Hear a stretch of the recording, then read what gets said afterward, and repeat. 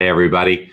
I've got to tell you, I'm so excited because we know it's a changing market out there, and I wanted to try and bring some additional value to all of you at MBS Highway. And I thought one of the best ways to do it is why not call upon a very dear, longtime friend, one of the most respected people in the industry, and truly one of the smartest people I know, and someone that just has a gift and a talent for being able to take what is going on and take complicated things, kind of break it down, slow things down for you, and just kind of help understand and give you a different perspective that will enable you to not just get through some slower times, but really grab market share and improve your business and really improve everything else around you as well. So with that, needs no introduction, but Tim Braheem, who, as I mentioned, is a dear, longtime friend, somebody that's very important to me, and a huge producer over your career, Tim. You know what it's like to be on the front lines, and you've been just helping and coaching people and changing lives for a long time as well. Thanks for having me, and hello to everybody, and looking forward to the next hour or so to just help in any way that we can. Yeah, so Tim, let's just start with what's going on right now in the marketplace, and it's a transition for a lot of people. From an interest rate perspective, it's kind of been a fake market for the last 9 years, which may encompass a big chunk of or all of some people's careers. And what I mean by that is the Fed's been buying bonds. That just stopped. The ECB is going to stop at the end of this year. And when we take a look at a more normalized market, and in addition to that, so refinance is down, purchases may be continuously slowing here. How does an originator today, what is the mindset that they need to have, and what are the things that they should be looking towards or pointing towards to have a great 2019 and going forward? I guess that one of the things that's really cool about having you and I together, and for those that are watching but haven't been in the business as long as we have, is that we do have the benefit of the wisdom of having been through this before. I mean, 94 was definitely a transition year for those that are old enough to know and remember that, like Barry and I are. We saw interest rates as high as 9.75 in 94, and then 99 was a tough transition year coming out of the big, refi and reasonable purchase market of 98. So it's cyclical, and of course we cannot forget 2007 and 8 and all of that. I'm sitting back and talking to my clients that I coach, and some of them, as you pointed out, some of them are like incredible producers, but started in the business in like 08, 09, and have never really been through this before in any kind of a meaningful way. And they're not knowing exactly what to do. And my feedback, and I'd love to get yours, of course, as well, Barry, is this is kind of the market where real loan officers are made, where, you have to show that you're a real business person at the end of the day to be successful in this type of a market. I think it's an exciting market. If I were an originator right now, as much as this may seem like armchair quarterbacking, because I'm not, I'd actually be really thrilled that we're going through this, in the sense that, yeah, in the near term, it might be a little bit bumpy. You may see a slowdown in your production. You may see some compression in volume that results in you having to make some business decisions as it relates to your team and your capacity and all of that.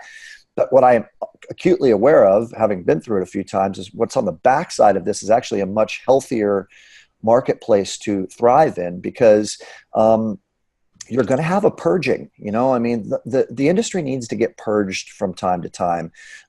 So the kind of cream rises to the top, and the real business people are available to serve clients. And I think there are really two things, Barry, that strike me as always being important in this market.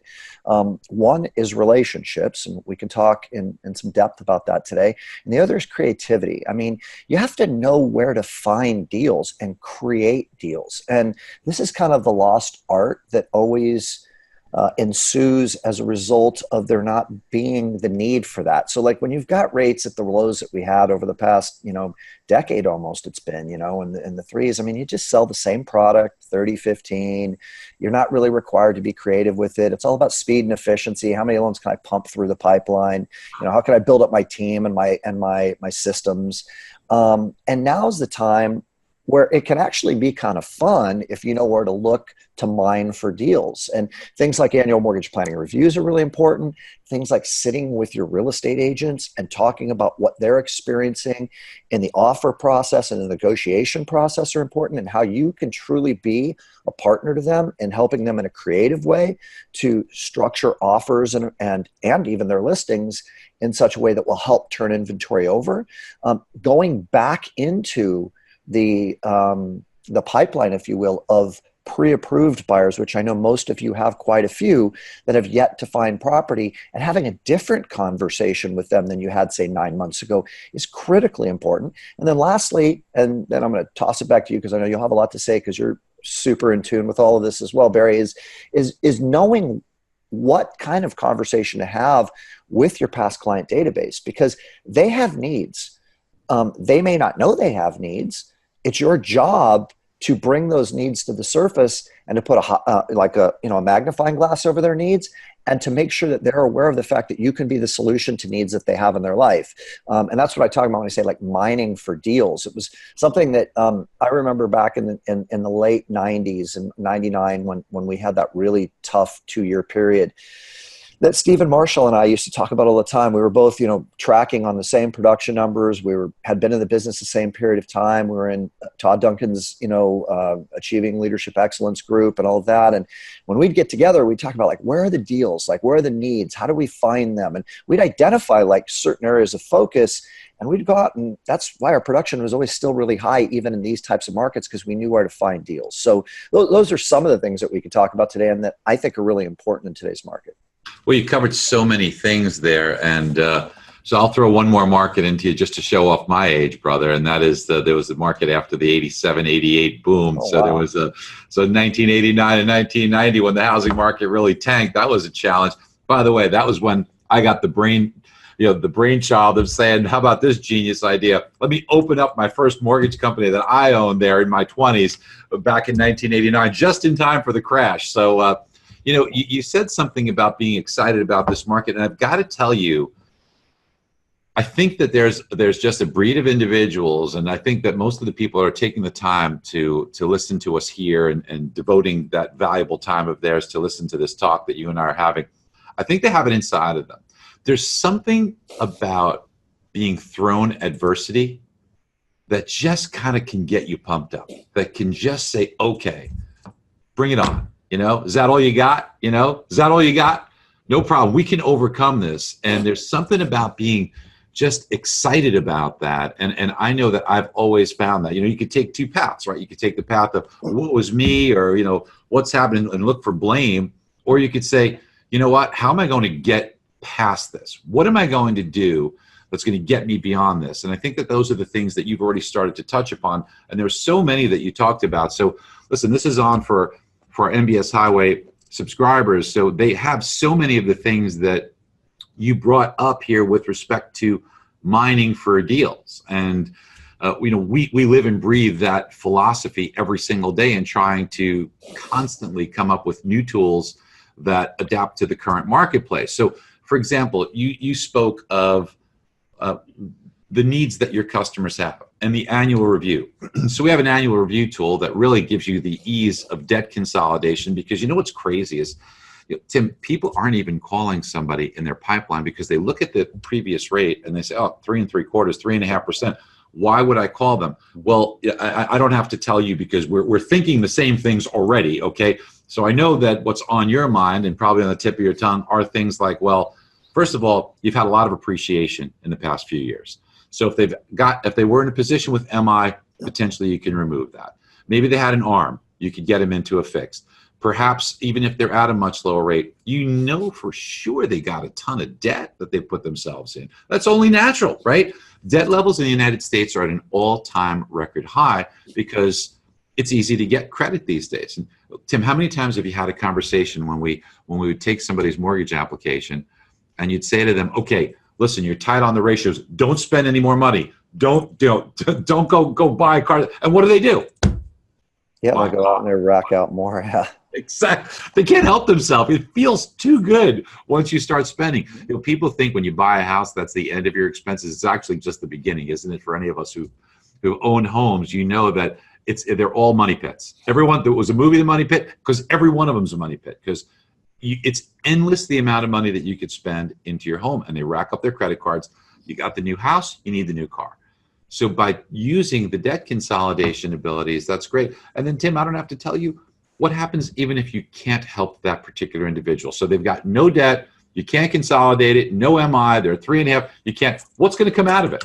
Well, you've reconnected with them, for one, which is super important because you're top of mind consciousness, and you've hopefully lived up to a commitment that you made at point of sale, which is that I'm going to assist you in managing the largest indebtedness that you'll ever take on in your life. So then you're displaying that you really meant what you said by touching base with them.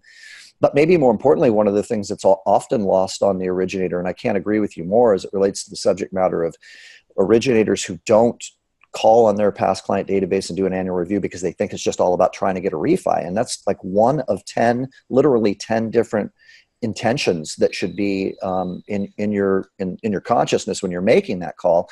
There's always an ability to refer out to somebody, and there's an art form to making a referral. You have to be properly scripted and really understand what questions to ask to identify a need. It may not be a need that you directly fulfill, but it may be a need that a colleague of yours that's an accountant, a financial planner, insurance agent, an estate planning attorney, a divorce attorney, is going to be able to fulfill on your behalf, and you get the credit for it and start to create the reciprocal referral relationship. The metaphor that I'd like to use, actually, that popped into my mind, I've never used it before, but it seems to make sense for me based upon what you just shared, is when you think about like going and working out at the gym. If you work out with the same routine for like a year, your muscles start to get used to that routine and start to get kind of lazy. You actually will lose some mass, lose some tone. You're not going to get sore. Yeah, you're not going to get sore. And that's what this market has been, is it's been the same workout for the last 8 or 9 years. And to get better, to get bigger, to get stronger, to get better looking in your physique, is the same thing as to get better as an originator. And sometimes you need something very different to shock the system. And that's really what we're going through right now. It's like a new routine. And if you hold it that way, rather than, oh man, this stinks and volume's dropping. No, this is where you will learn to be an even better originator for the next time around that business is smoking. You'll have your systems more in place. You'll have your scripting even more diverse. You'll have an even deeper penetration into your database and a deeper level of connection with your referral partners and your past customers as a result of taking advantage of times like this. So, yeah. And, one of the things, I'm pretty familiar because you were nice enough to take the time, I don't know, about 6 months or so ago to demo some of the newer features in MBS Highway, and I was blown away. And one of the things that kind of pops to mind that's really important right now, Barry, and I know that it's in your service and no one else really provides this type of information, is historical data. And you need to be incorporating historical interest rate data into the forefront of your presentation, because the conversation when rates are inclining needs to transition from rate to payment. So it's a cash flow conversation versus a rate conversation. Your responsibility is to get the subject matter off of rate. You've been selling rate because it's the sexy sell for 7 or 8 years. Now it's more about payment and the cyclical nature of rates. If you're freaking out and acting like it's a bad time, they're going to pick up on that energy. And they're going to get worried, and it's going to cause people to pause and paralyze them. And maybe they'll say, well, maybe I won't buy a house now. Maybe I'll just stay in what I have. Or if you're calm, cool, and collected and articulate and are using the tools that you have at MBS Highway and a lot of the brilliant scripting that Barry's provided you with, and you're able to articulate for them that, yeah, this is just normal. This is the kind of stuff we've seen for years. The Fed will continue to tighten rates until it slows the economy down. Once it does, then what we're going to see is a reversal in sentiment, and then we're going to start to see an easing happen. And that's where we need to be able to play with the flow of the market. And let me show you some data so you can see how this works, and take them back 25 years and let them see the peaks and valleys and say, look, this is just another one of those cycles. Notice that it only lasts usually for 12 to 18 months. Right now is probably a much better time for us to be considering something that's going to provide you with cash flow and address payment rather than rate. There are things like 7 and 5/1 ARMs out there that are much better, or 2/1 buy downs, and you start to sell a new product. The stagnation that occurs and your scripting and presentation as a result of you selling a 30 and a 15 year is the issue right now, because most loan originators haven't sold any of these alternative products in a long time. Their scripting is stale. Some of them have never sold it because, as you pointed out, they haven't been in the business long enough to even know how to present alternative products.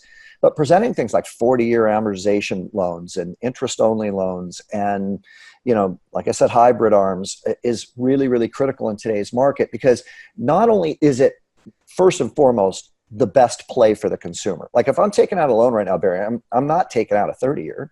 I mean, I know that as rates continue to go up, all that is, it's like a pendulum, right? So like the further the pendulum swings this way, the more momentum that it's incurred to swing back the other way. So the more that rates go up, the more that there's a higher probability of them, of course, coming back down. And I'm talking to the person who knows this better than anybody and you.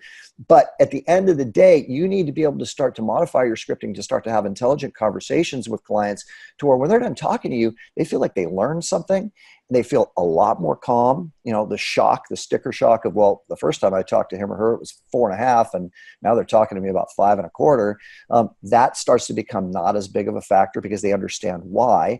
And then they start to instill some confidence in you that you know what you're talking about. They're going to trust you. They're going to go with like a 7-1. I used to tell people all the time, like, I know that 7 years doesn't seem like a long time to you, but I want you to go back. Now, here's where the scripting comes in. I want you to go back 84 months in your life. Let's go back 84 months. Okay. Get yourself there. You're 38 right now. So you're 31. What's different in your life now versus 84 months ago? Everything they're going to say, right? Oh yeah. Like I didn't own a home then. I wasn't married then. I didn't have a child then. I didn't have the same job then. Okay. So 84 months from now, a lot of other things are going to be different. And my job is to manage your debt for you proactively on an ongoing basis and make sure that when there are movements in the market in our favor, that I'm proactively reaching out to you and swapping this debt out for cheaper debt. And that's one of the things that I bring to my clients, and which is why my clients really enjoy working with me, is because I'm a debt manager. So, and that's a key point, Tim. That's a key point is the mindset of being a debt manager, because the best stockbrokers are going to be asset managers, not salespeople. And mortgage professionals really need to understand the concept of being a debt manager. And it really starts, I think, when you're doing their mortgage. Don't do the one mortgage. You're thinking of how many mortgages are we talking about today? In other words, if we see, and we do see, a recession very likely in 2020, high probability 2020, 2021, we're in a lower interest rate environment. So let's not just plan for this, because you said 7 years, and the other thing too is how many people have had not just the same mortgage, but the same mortgage and lived in the same residence for over 7 years. It's not very often that occurs. So when you start looking longer term, and I think what you have to do is look at the mortgage as a vehicle to account for changes in your personal life as well as financial conditions, and having a debt manager that will be able to be opportunistic in all of those. So in order to be opportunistic in the life side of it, you have to have those annual reviews, because you need the communication to know, because we can't know what's going on in their life unless we call them.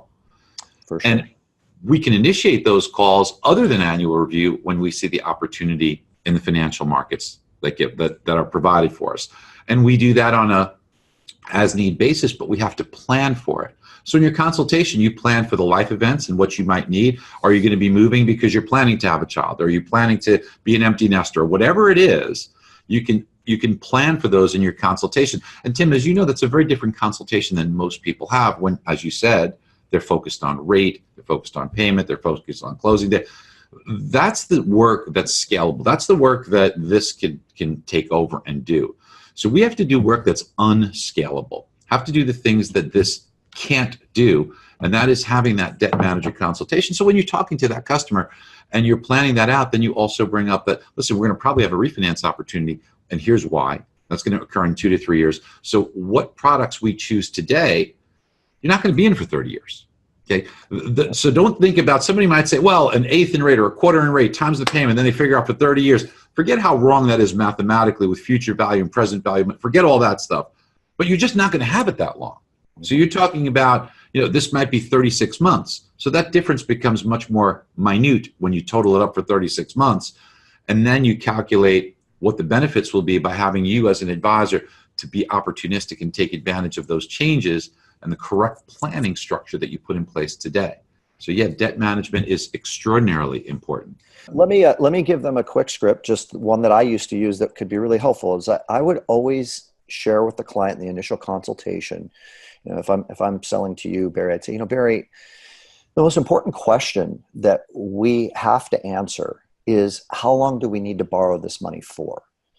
How long we need to borrow the money for drives all the decisions that we're going to make, associated with what loan program is the most important loan program and what amount of fees we should be paying, and that would be prudent. Now, most people make the critical error of saying, how long am I going to be in this home for? How long I'm going to be in the home for is really only a portion of the answer to the question. Certainly it has an impact on how long you need to borrow the money for, but the other component to it is, what is the probability of cheaper money in the future? And rates are cyclical by nature, and they go up and they go down. We're in an upward trend right now, and that's where you break out the tools. Right now, you're showing them the 30-year chart, and you're giving them the visual of what you're talking about. And I used to always share with them, like as an example, I'm old enough to remember when interest rates were at 7.5%, and they dropped to 7.25, down to 7. And most of the people that were doing what I do for a living were putting people into 30-year fixed rate mortgages and having them pay 1.5 to 2, discount points to get them into the loan. Guess what? Those people wasted a tremendous amount of money, because from there we went to 6, and then to 5.5, and then to 4.5, and we got all the way down into the low 3s. Look at how much money was wasted. I just want to point one thing out. So what you've said is something that we both have said many, many times before. That 7.5 with 2 points or whatever it was might have been the best rate at the time from someone, right? Maybe your rate was 7.75. Okay. But it is far more expensive to get the best rate on the wrong program and strategy than it is to get a competitive rate on the right game plan going forward. And that's a key point that our customers need to understand. Mm-hmm. And one other thing, here's the other thing that's really important too, is if somebody's talking to Bankrate and they're talking to LendingTree, or they're going online with Quicken, or they're talking to 3 other people down the street from you, don't underestimate, in terms of your batting average, your closing ratio in your point of sale, component. Conversion, conversation, application. Yeah, your ability to articulate a different conversation, which is what we're talking about right now, in an articulate and educated way, completely separates you from everybody else. It's like you talk to 4 people and they're providing you with the same stuff, 30-year fixed, pay a discount point. And then all of a sudden I talk to this other guy or gal, and they're explaining things to me in an entirely different way that I never even thought of before, that makes sense. They're drawing on historical information. They're talking to me about managing my debt going forward, which, by the way, when you're talking to someone now about, if I'm doing my job correctly, my job really just begins when your first loan closes with me, because from there, it's my job to assist you in managing the largest indebtedness you'll ever take on in your life. When you start having that conversation now, you're already starting to sell them on the next deal, okay? Which is what you should be doing, is you're planting the seeds in their head that this isn't going to be our first loan together. This is one of many. Exactly what we're saying, yep. And then when you call them 18 months from now, when rates drop, because Barry's telling you that they will, and I'm sure that they will, you're not having a conversation where, like, hey, would you like to refi? I mean, that's already been agreed upon. That's a part of the existing relationship. You're calling them up and you're saying, guess what? I've got great news. You're excited. Rates have dropped, 0.5%. Remember we talked about swapping out that old debt for cheaper debt? It's available now. I've gotten the paperwork started for you already. Today is the 10th of April. You're going to make your existing mortgage payment on May 1st. June 1 is when you're going to save yourself $117 a month. I'm going to use my overage money to pay your closing costs, if the loan is high enough, of course. That's where you're able to turn your pipeline over. You're managing debt for people. You're setting up deals for the future. Yeah, and there's a lot of things in there too that really come into play. So first of all, this is the strategy we're talking about. You're doing multiple loans when you're doing that first. You're already setting up the second loan or third loan before you've even completed the application on the first transaction that you're doing with this customer. I mean, that's how people talk about building relationships or customers for life. That's easy to say, just like it's easy to say you're an advisor, but it's a little bit different into practice of it. You don't have to even say it. You just do it. And So a few of the tools. Now, Tim, you said we looked at the site together. That was, goodness, that was back in like June, I believe we did that, late May or June. We made so many changes to MBS Highway. So a few of the things we've added is this debt consolidation tool, which can be given as a link to the customer, and they can play with their own debts and see what it affects. But what you discover is that it addresses a couple of problems that are out there currently. Number one, you mentioned this. People are not calling their pipeline. I talked about this as well. And that's because they look at it and they say, well, this person's got 3.5%. If I'm at 5 1/8, I'm not even going to call them. We know that there are many reasons why you should call them and what you can do, but being able to articulate it and also display that for them and then give them the ability to themselves kind of play with it is very powerful. But there's another aspect as well, and that is purchases today can be challenging because of the rise in rates on a move-up purchase. Somebody bought their home a few years back, it's gone up in price. So maybe they bought it at 400, maybe their mortgage was 320 when they bought it, and they're paying 3.5 or 3.75%. So their payment's based upon that. Now, of course, the mortgage is paid down, but their monthly payment today in this home is a 320 mortgage that they took out on 3.5 or 3.75. So now that home that they bought for 400 has moved up. Maybe it's worth 480 or 500 over the years.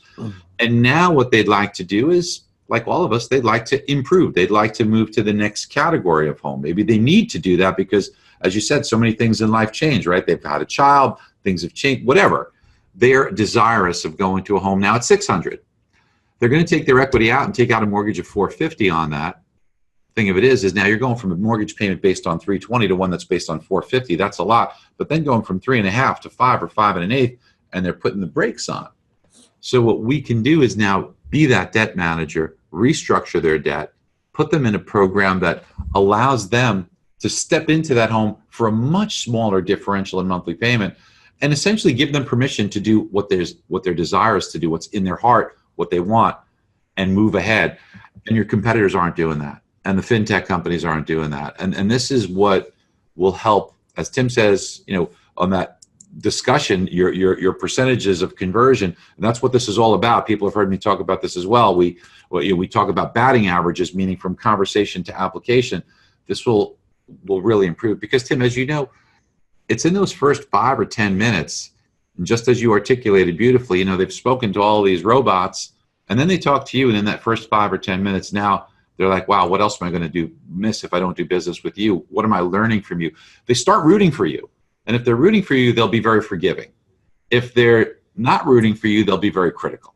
And we need to get them rooting for us by doing a couple of things. And one is by teaching, by giving them valuable insights and wisdom that we've put the time in advance to do, use the tools that help us articulate it.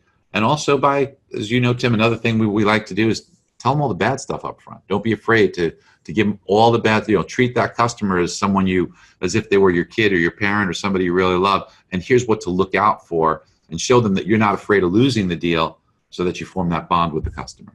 I'd like to comment on that last part because I think it's super important. Is that I've noticed a phenomenon for my entire career where loan originators just in general, the ones that used to work for me were in this category too, just don't like to deliver bad news. We run from it and we hide, and we hope the phone doesn't ring, and we hope that the bad news is going to mysteriously go away. And boy, that sets you up for failure. I really want to encourage everybody right now to be reaching out to every single pre-approval that you have, that you apped at 4.5 or 4.75, and talk to them about what's transpired. You need to reset their expectations. Okay. The worst thing that you could be doing is going radio silent, and then they find a property over the weekend and they call you and they say, hey, guess what? We're ready to go. We're in contract. I need to get my rate locked in.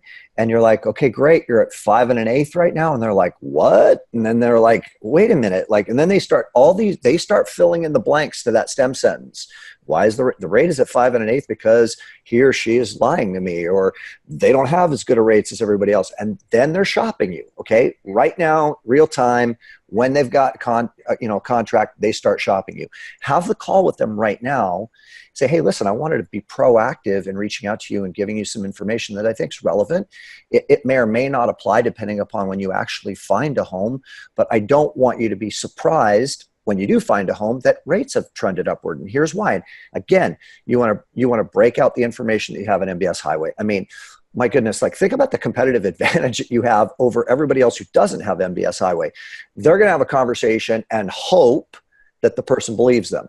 But with all the tools that you have in MBS Highway, you can actually, you can do on this platform, you can video conference with the person for 10 minutes, share your screen, or you can email them some documents that show where rates have gone up. And then your ability to be properly scripted to articulate why they've gone up actually continues to put you in a position of being a financial asset and advisor to them. Now, they may get off the phone with you and go check rates, okay, to verify that you were telling them the truth. And they may find something an eighth lower, okay? But then they're going to go right back to their life and they're going to look for property, okay? And when they do find a property, they're going to contact you. But boy, you don't want to put yourself in a position where when they've found property is when they're getting the information that rates have gone up 5/8 or whatever it is, because you run a great risk of losing them at that point. Well, I think there's so much gold in there, and specifically, listen to this, just take what Tim is saying here, call your current pre-quals and reset their expectation, explain to them, and then everyone in MBS Highway comes with a screen share so they could do it. You could even show, to make it simple, the 10-year treasury, which we can show. You can draw on it. You could show, you can export it. You could screen share it. You could do so many ways to articulate it and to display it for them. However, the other thing you should do is use the possibility and the probability of rates moving even higher into 2019 to your advantage, and use the cost of waiting tool and show them that, look, you're still shopping, you're on the fence. You really need to get going here and find a property and maybe change your expectation a little bit, because what we see a lot happening here is somebody might go out with a real estate agent, and let's face it, we've all done it, right? It's kind of exhausting, and God bless the realtors who do it, but it's tiring to go out and look at home after home after home. And if with inventory levels not being, they've improved a bit, but without them being overly abundant, sometimes you can go out 2, 3, 4 times and not find a home that fits your needs or fits what what your dream home is. And they might just give up and say, well, we'll come back in 6 months. Well, you can wait the 6 months, but the world doesn't stop. Interest rates are changing, home prices are changing, and using a tool like the cost of waiting with your real estate agent can really help get that customer motivated, because when they see the amount in monthly payment, when they see the lost appreciation and the lost amortization, which most people don't even consider, that's the time that customer, you could say to them, you sure you want to sit back and wait 6 months, or you want to continue shopping right now and wind up saving yourself a boatload of money? That's where these, being an advisor and saving them, an eighth in rate or an eighth higher in rate, it's immaterial compared to the advice that you give that can make the real difference for them. Well, I love the fact that you brought up the realtor too, because it would be really a big mistake to have those conversations with your pre-approvals and not make your real estate agents aware of the fact that you're having those conversations. I mean, it's a golden opportunity for you to reconnect with those realtors and have something meaningful to share with them and to impress them with, right? So like if you're using these tools about the cost of waiting, if you will, you should be talking to your realtors about that. You should be setting up a coffee appointment, taking your laptop with you, going over with them, teaching them what you do. Like, I mean, that's like another thing that a lot of loan officers don't do a very good job of. I would be willing to bet, Barry, that a very large percentage of the real estate agents in the marketplace don't have any idea as to what their loan originator's presentation is to their mutual client. And that's a huge mistake. So you need to be sitting down with your realtors and saying, hey, look, let's talk about where things are right now. Yeah, I know inventory is starting to build. I know things have started to slow down. Let's talk strategy on how we can create deals together. Here's one of the ways that I would like to do it. I intend to go to all of the pre-approved buyers that we have. And oh, by the way, if there's anybody else that you're working with that isn't working with me, you may want to consider connecting them with me to make sure that I'm delivering this type of a presentation to them too, because I think what it will do is put a little bit of a fire underneath them and create some motivation so people can really get their arms around why it is that now is probably not a bad time to start looking at moving forward and writing an offer. And a realtor is going to appreciate that, because now you're truly being their partner and helping them move people, to action. So make sure you're doing that.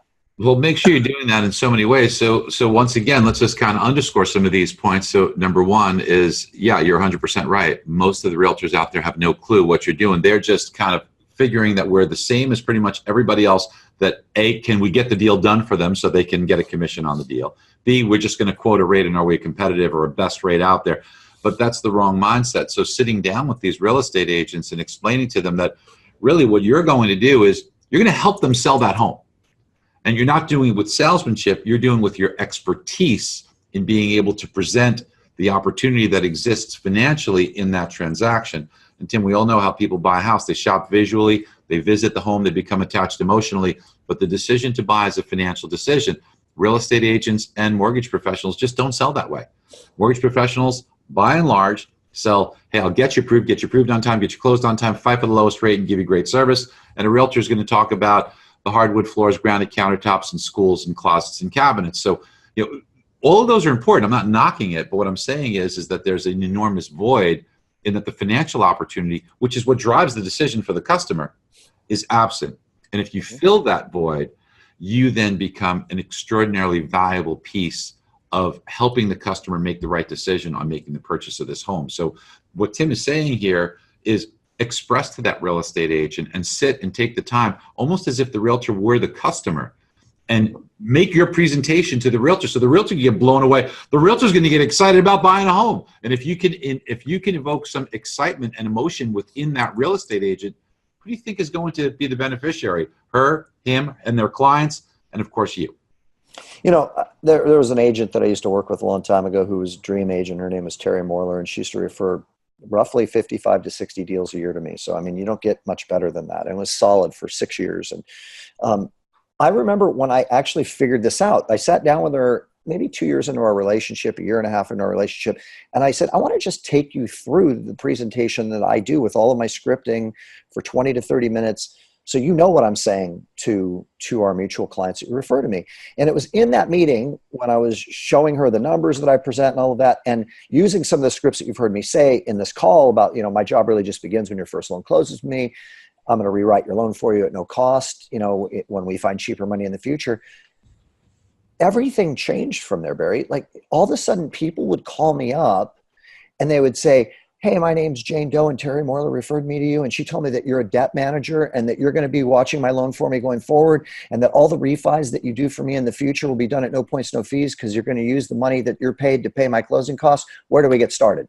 And I realized, oh my gosh, like for years here, I've been blowing it. Like if I was arming my referral sources with my value proposition, then they would be making my job so much easier because they'd be selling me differently. They'd be selling me and referring me combined with my value proposition. And that's what we're talking about here. So Tim, and that's so beautiful, but the thing that everybody's listening has to understand that there's two components to this.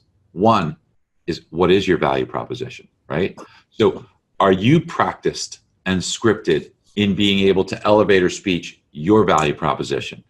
And listen, don't underestimate the scripting and rehearsal. Look, what I would do, and Tim, you know this about me, I used to record our conversations and did it with all our salespeople, and then the painful job of listening to them so that you could take a step back, just like a professional team does when they're on the sidelines. When the offense is off the field, what are they looking at? Today they're looking at iPads and seeing what they did right, what they did wrong.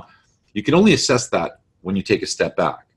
And then in addition to that, not just understanding what your value proposition and being able to articulate is, but then going out, as Tim says, and tell your referral source what it is so that they can sell you.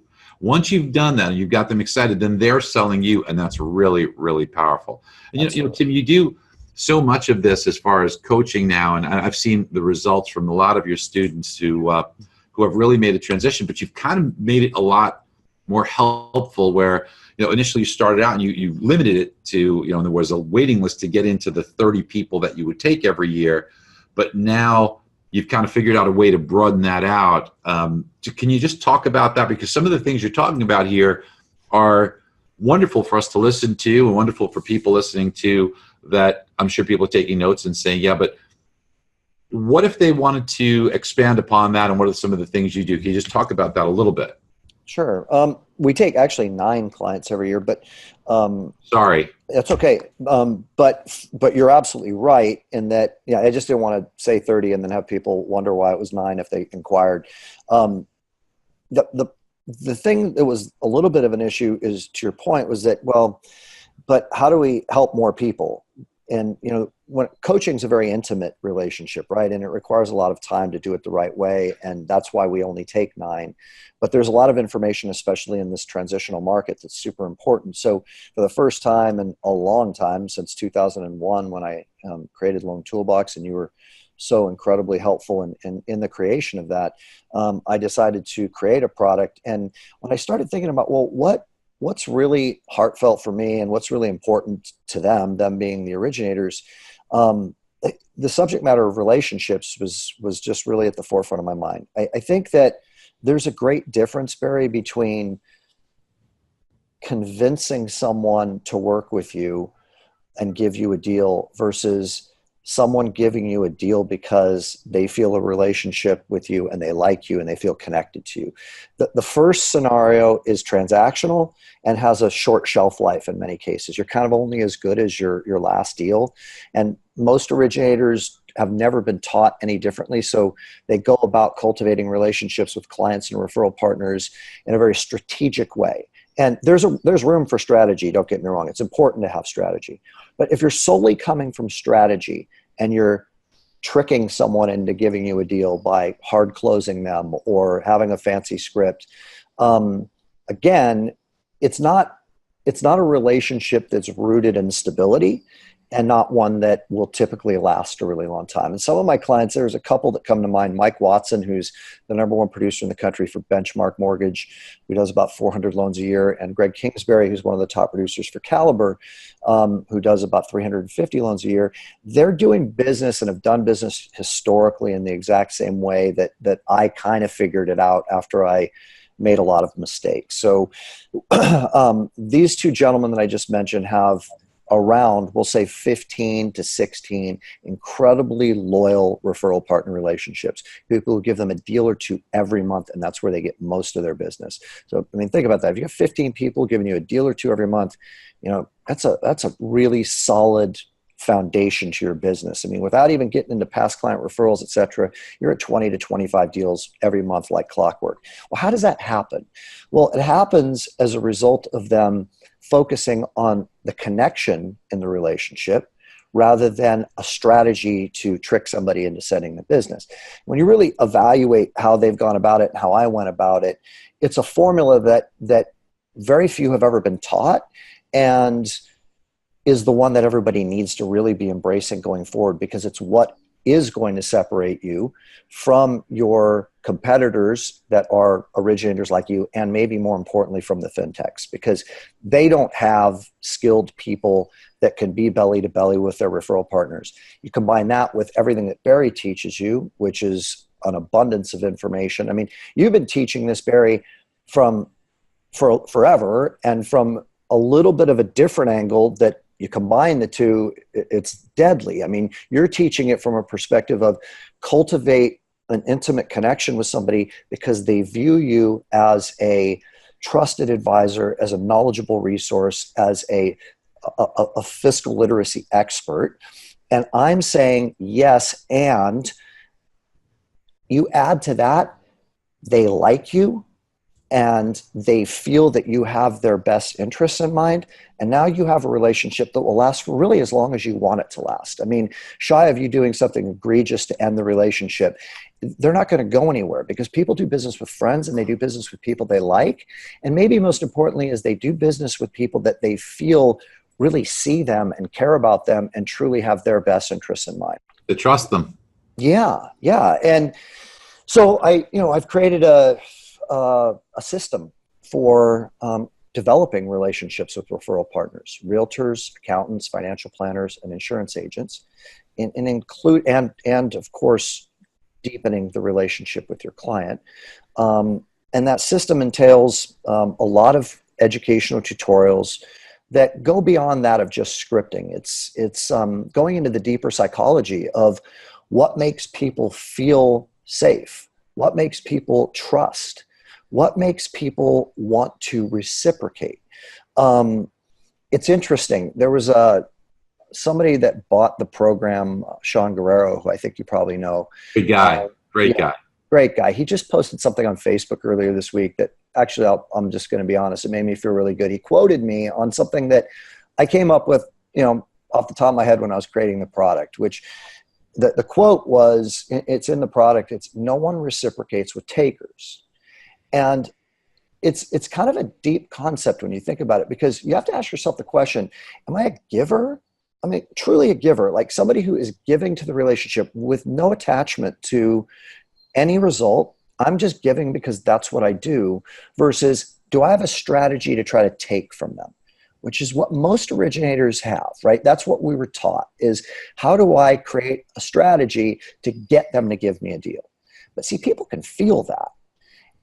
They can also feel when you don't have an agenda, when you truly just want to help and you truly do care about them.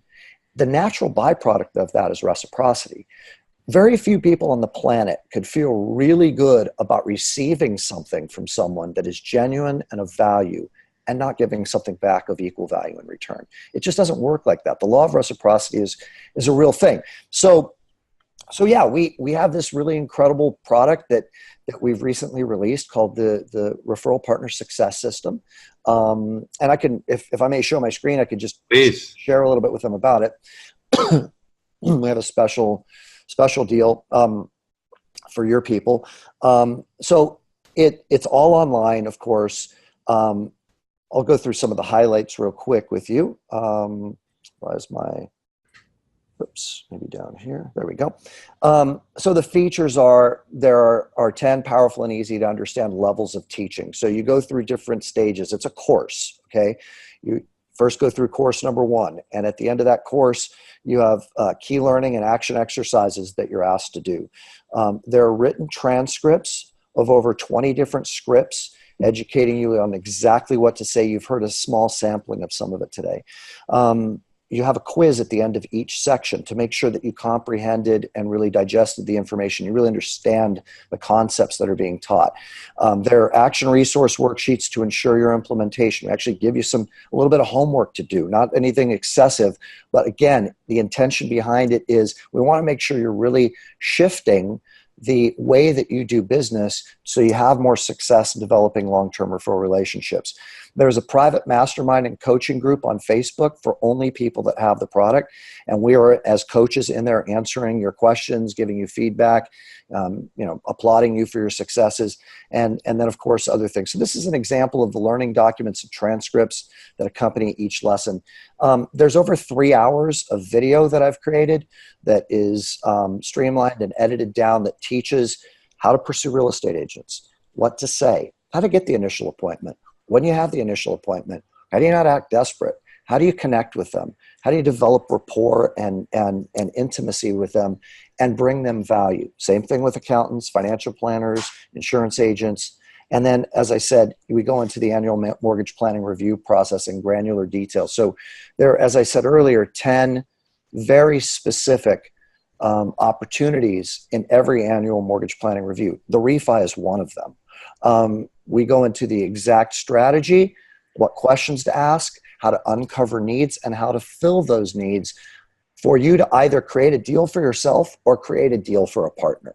So the intention here is to be the gatekeeper of your clients' relationships, to start to do, there's a reason that we all want financial planners as a referral partner, because a good financial planner is somebody who actually is the gatekeeper of that lead, right?